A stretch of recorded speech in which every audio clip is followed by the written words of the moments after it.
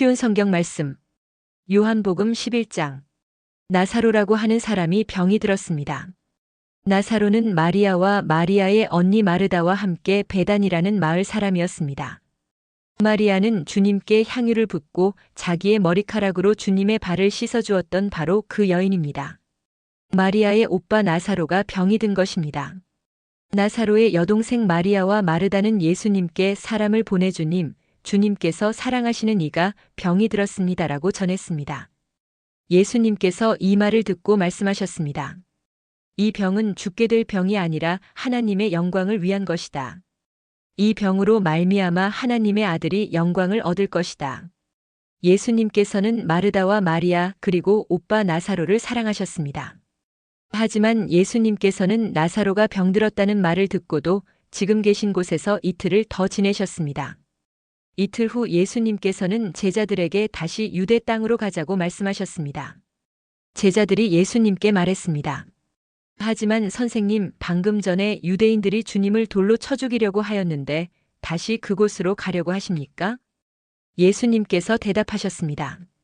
하루 중 낮이 12시간이나 되지 않느냐? 사람이 낮에 걸어다니면 그는 이 세상의 빛을 보기 때문에 넘어지지 않는다. 그러나 밤에 걸어다니면 그 사람 속에 빛이 없으므로 넘어진다. 예수님께서 이 말씀을 하신 후에 이렇게 덧붙이셨습니다. 우리 친구 나사로가 깊이 잠들었으니 그를 깨우러 가야겠다.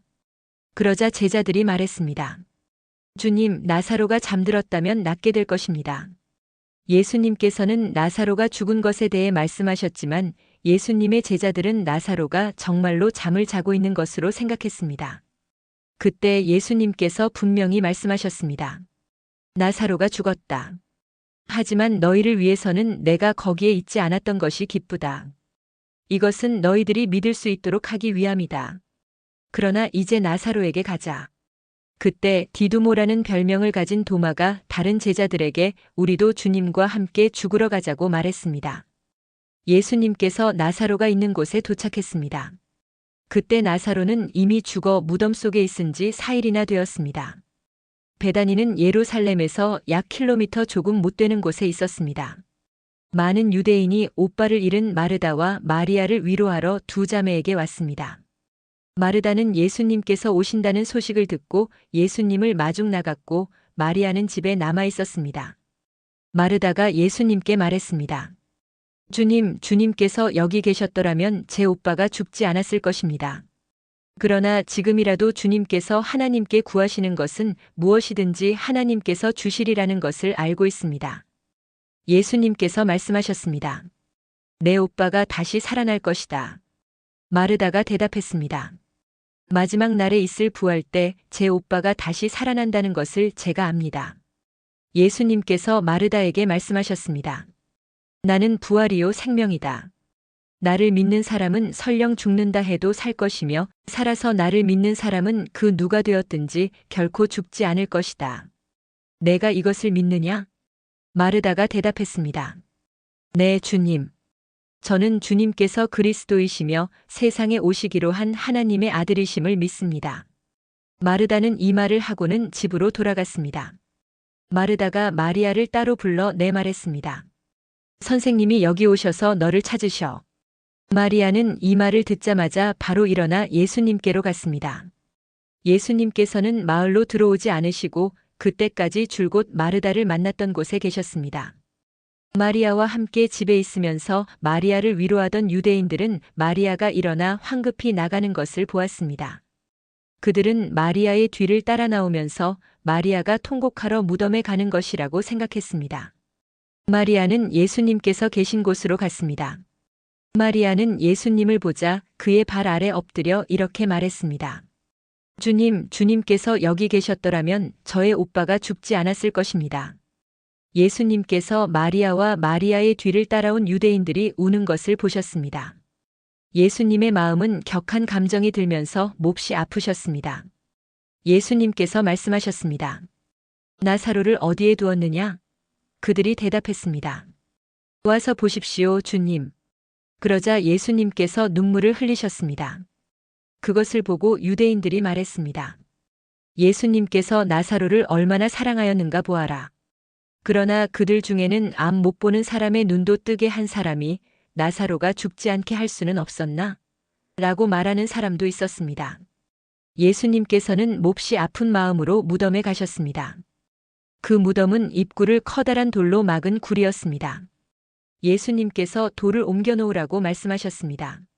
죽은 나사로의 여동생 마르다가 예수님께 말씀드렸습니다. 주님, 오빠가 죽어 무덤에 있은지 이미 4일이나 되어 냄새가 심하게 납니다. 예수님께서 마르다에게 말씀하셨습니다. 내가 믿으면 하나님의 영광을 볼 것이라고 내가 너에게 말하지 않았느냐? 그래서 사람들이 입구에서 돌을 옮겨 놓았습니다. 그때 예수님께서는 고개를 들어 하늘을 보시며 말씀하셨습니다. 아버지, 지금까지 제 말을 들어주셔서 감사합니다. 아버지께서는 언제나 제 말을 들으시는 줄을 제가 압니다. 그러나 저는 주위에 있는 이 사람들을 위하여 그들이 아버지께서 저를 보내셨음을 믿게 하기 위하여 이 말을 한 것입니다. 예수님께서는 이 말씀을 하신 후 큰 소리로 말씀하셨습니다. 나사로야, 나오너라.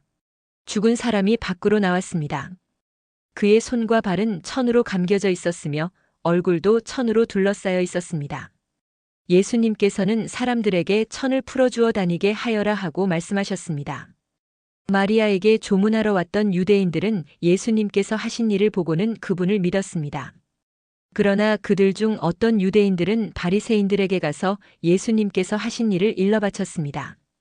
그러자 대제사장들과 바리새인들은 산헤드린을 열어 의견을 물었습니다. 어떻게 하면 좋겠습니까? 이 사람은 많은 표적을 행하고 있습니다. 만일 우리가 이 사람이 하는 대로 계속 내버려 둔다면 모든 사람이 그를 믿을 것입니다. 그러면 로마 사람들이 와서 우리 땅과 민족을 모두 빼앗아 버릴 것입니다. 그들 중에 가야바라는 한 사람이 있었습니다. 가야바는 그 해의 대제사장이었습니다. 가야바가 이렇게 말했습니다. 여러분들은 아무것도 모르시는군요. 민족 전체가 멸망당하는 것보다는 한 사람이 백성을 위하여 죽는 것이 더 낫다는 사실을 깨닫지 못하십니까? 이 말은 가야바가 스스로 한 말이 아니었습니다. 그는 그 해의 대제사장이었으므로 예수님께서 유대 민족을 위해 죽게 될 것을 예언한 것이었습니다. 가야바는 예수님께서 유대 민족만이 아니라 사방에 흩어져 있는 하나님의 자녀들을 하나로 만들기 위해 죽으실 것을 예언한 것입니다. 그날 이후 유대의 지도자들은 예수님을 죽일 계획을 세우기 시작했습니다. 예수님께서는 더 이상 유대인들이 있는 곳에 공공연히 다니지 않으셨습니다. 예수님께서는 그곳을 떠나 광야 근처에 있는 에브라임이라는 마을로 가서 제자들과 함께 거기서 지내셨습니다. 유대인의 명절인 유월절이 가까이 다가왔습니다. 유월절이 되기도 전에 많은 사람들이 자신을 깨끗하게 하기 위해 시골에서 예루살렘으로 올라왔습니다. 사람들은 부지런히 예수님을 찾았습니다. 그들은 성전뜰에 서서 서로 물었습니다. 당신들 생각은 어떻소? 그분이 명절에 안 오시지는 않겠지요? 그러나 대제사장들과 바리새인들은 누구든지 예수님께서 계신 곳을 알기만 하면 반드시 자기들에게 알려야 한다고 명령을 내렸습니다. 그것은 예수님을 체포하기 위해서였습니다. 오늘도 은혜 넘치는 하루 되시길 기도드립니다.